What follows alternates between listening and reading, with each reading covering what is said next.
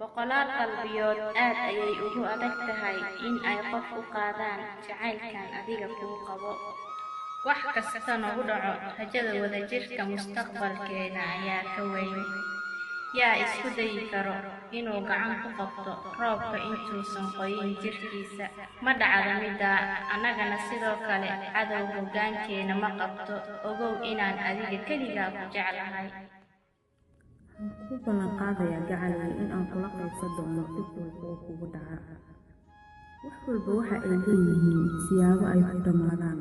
shumac waa uu dhalaalaa, dabkana waa uu dhintaa, geedka waa uu qalalaa, balse jacaylkan kuu qabo waa mid oo la siiyo dhiigayo kuna shubo wadnahayga.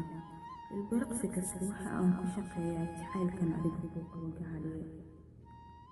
jacaylkaagay hayo habeen hurda kama seexdee, dharaartii mahargalo ogaadan ku helanahay.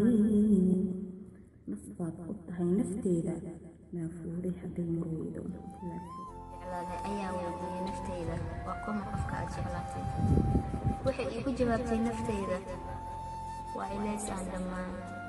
waa wadna ooyaya marka uu wadnahaaga ooyo, misena farxaya marka aad faraxdo. inta aan ku sugayay waa iigu adag tahay in aan joojiyo tirinta. waqtigu laakiin iyo farfacintan kasta marka laga reebo adigan ka bixin qalbigayga. xataa riyadayda waa adiga.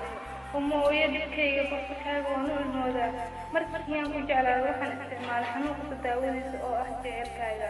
waayo ma dareemay idlo iyo fikir iyo kalsooni buuxda ayaan kugu qabaa. qofkaad doonto la qosol balse qalbiga qaas ha ii ahaado aniga. ma rumaysto dhaliilaha laga sheego jacaylka, waayo qof kastoo dhaliila jacaylka haddana kama maarmaan. fariin walbaad ii soo dirto waxaan ku xafidaa qalbigayga. erey walbaad ii dhahdo wuxuu taabtaa noloshayda.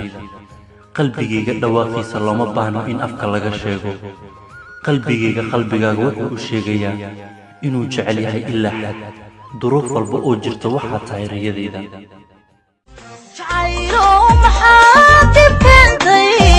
maxaa dadka kala dhaqaashay, maxaa niyad doorsaydiyo qalbiyo badan dhaawac yeeshay. jacaylo qalbiyo badan dhaawac yeeshay.